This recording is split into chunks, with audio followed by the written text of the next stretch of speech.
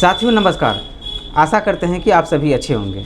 साथियों, आज के इस वीडियो में हम चर्चा करेंगे कि नेशनल स्कॉलरशिप पोर्टल यानी राष्ट्रीय छात्रवृत्ति पोर्टल के थ्रू जो स्कॉलरशिप होता है वो क्या है। यह छात्रवृत्ति पूरे देश में लागू है, चाहे आप बिहार से हैं, झारखंड, उत्तर प्रदेश, तमिलनाडु, केरल या इंडिया के किसी भी स्टेट से आप हैं तो आप इस स्कॉलरशिप के पात्र हैं। ये स्कॉलरशिप आप अप्लाई कर सकते हैं। यह स्कॉलरशिप दो प्रकार का होता है। एक होता है प्री मैट्रिक स्कॉलरशिप, एक होता है post matric scholarship. Pre matric scholarship में जो छात्र छात्राएं क्लास 8, 9th और 10th में हैं वे इस स्कॉलरशिप के लिए अप्लाई कर सकते हैं। दूसरे नंबर पर पोस्ट मैट्रिक स्कॉलरशिप होता है। यह स्कॉलरशिप मैट्रिक से ऊपर जो भी हैं आपका, चाहे आप इंटरमीडिएट कोर्स कर रहे हैं, ग्रेजुएशन कर रहे हैं या पोस्ट ग्रेजुएशन या मेडिकल इंजीनियरिंग, MBA या किसी भी प्रकार के आप कोर्स कर रहे हैं तो आप इस स्कॉलरशिप का लाभ ले सकते हैं। साथियों, अभी जो वर्तमान में यह स्कॉलरशिप भरा रहा है, जो चालू है, यह स्कॉलरशिप बिहार में अल्पसंख्यक स्टूडेंट के लिए है। यानी जो स्टूडेंट मुस्लिम, सिख, ईसाई, जैन धर्म से ताल्लुक़ रखते हैं तो वे इस स्कॉलरशिप के लिए अप्लाई कर सकते हैं। एक दूसरा स्कीम ये है सेंट्रल सेक्टर स्कॉलरशिप। ये स्कीम के तहत आप जिस राज्य से स्टेट बोर्ड से इंटरमीडिएट पास किए हैं, चाहे आप किसी भी वर्ग के हैं, महिला हैं, पुरुष हैं, तो इस स्कॉलरशिप का लाभ आपको मिल सकता है। यह स्कॉलरशिप स्टेट गवर्नमेंट के द्वारा दिया जाता है। जो स्टूडेंट स्टेट बोर्ड में 73% प्लस मार्क लाते हैं तो उनका स्टेट बोर्ड के द्वारा एक मेरिट लिस्ट जारी किया जाता है। उस मेरिट लिस्ट में आपका नाम अगर शामिल हैं, यानी आप 73% प्लस मार्क्स ले आते हैं, चाहे आप आर्ट्स, साइंस या जिस स्टेट में जो भी फैकल्टी चलता है आप ले आते हैं तो यह स्कॉलरशिप का लाभ आप प्राप्त कर सकते हैं। सेंट्रल सेक्टर स्कॉलरशिप में जो पैसा मिलने का स्कीम है वो 36,000 रुपये 3 साल का है। यानी राज्य सरकार देती है कि अगर आप ग्रेजुएशन करना चाह रहे हैं या 3 वर्षीय कोई भी कोर्स करना चाह रहे हैं इंटरमीडिएट के बाद, तो स्टेट गवर्नमेंट सालाना 12,000 रुपया देगी।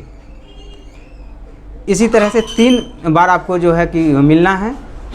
अगर आप भी इस कैटेगरी से आते हैं, चाहे आप अल्पसंख्यक से आते हैं या सेंटर सेक्टर स्कीम के तहत आपका नाम आता है जो अभी हम बताए हैं, उसमें अगर आप आते हैं तो स्कॉलरशिप स्टार्ट है, आप अपना आवेदन कर सकते हैं। और यह आवेदन आप 31 अक्टूबर के अंदर करना है।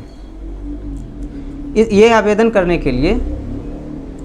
करने के लिए आपको जो कागजात लगेंगे वो स्टूडेंट का आधार कार्ड, बैंक पासबुक, मैट्रिक का marksheet, last passing year marksheet, जैसे आप ग्रेजुएशन कर रहे हैं तो इंटरमीडिएट कर रहे हैं तो मैट्रिकुलेशन का।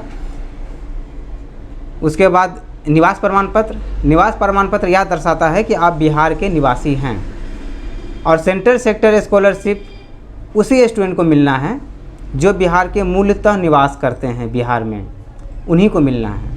तो निवास प्रमाण पत्र होना अनिवार्य है।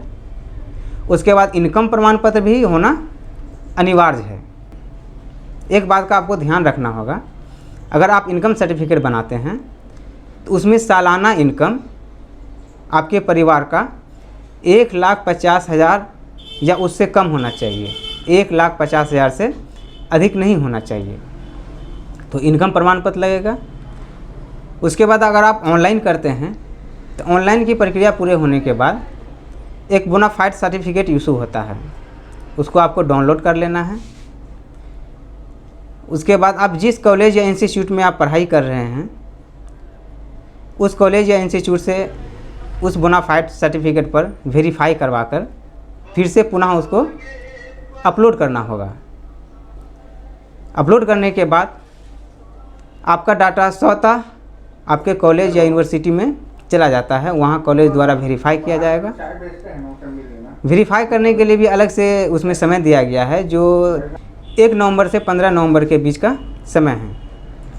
इस बीच में इंस्टीट्यूट यह वेरीफाई करता है कि स्टूडेंट के द्वारा भरा गया डाटा सही है या नहीं है।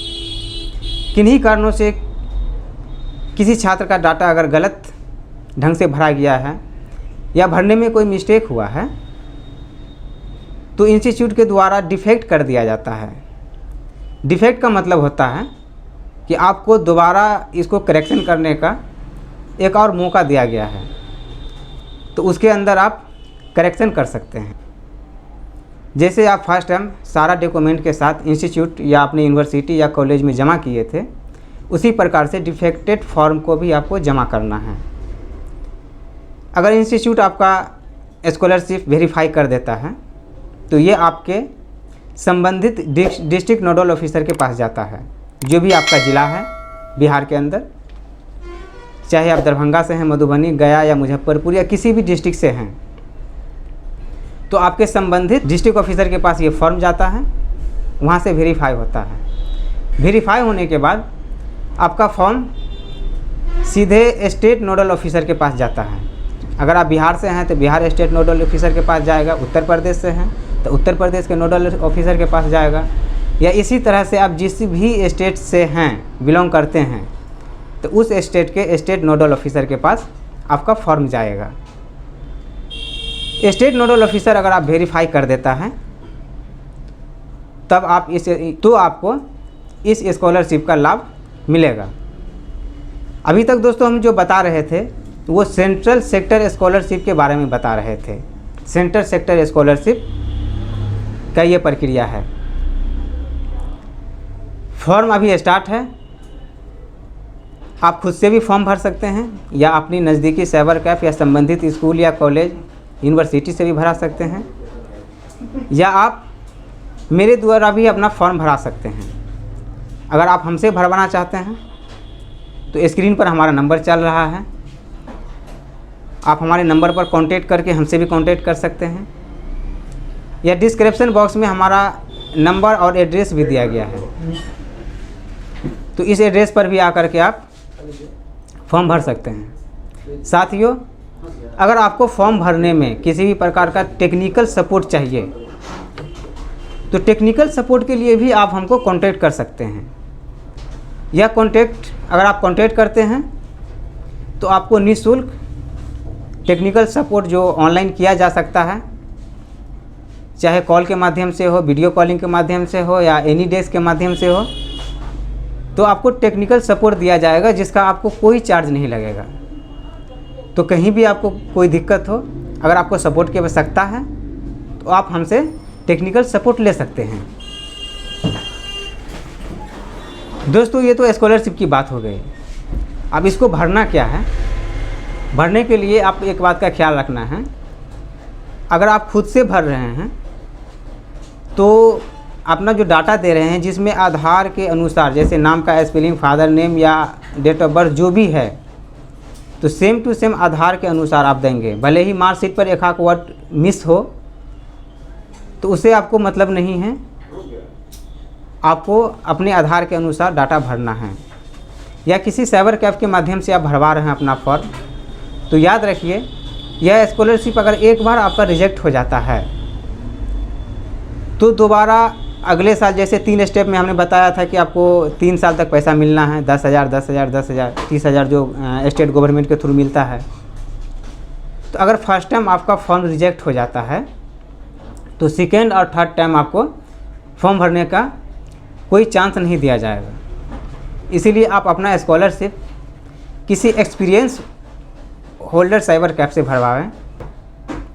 साथियों, हम अभी चर्चा कर रहे थे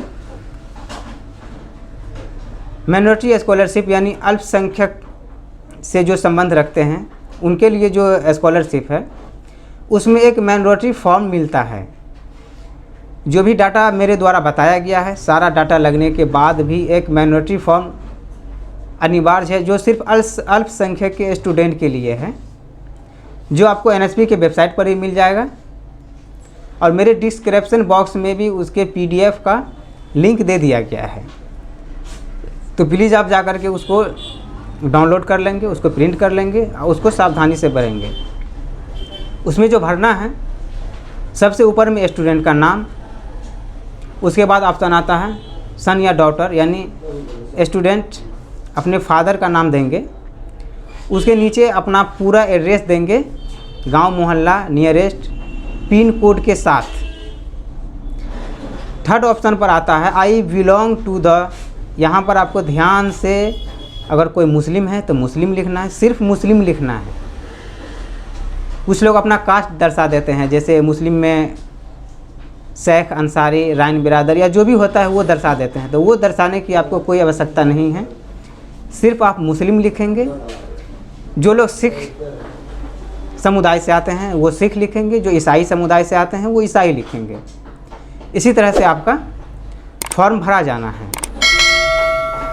दोस्तों, अगर आप चाहते हैं कि इसी तरह का नया नया इन्फॉर्मेशन, चाहे एडमिशन के संबंधित हो, स्कॉलरशिप के संबंधित हो या नया वैकेंसी के संबंधित हो, तो सारा का सारा नोटिफिकेशन हमारे यूट्यूब के माध्यम से, ताकि आपको सारा नोटिफिकेशन मिलता रहेगा। इसीलिए हमारे चैनल को लाइक और सब्सक्राइब ज़रूर करेंगे।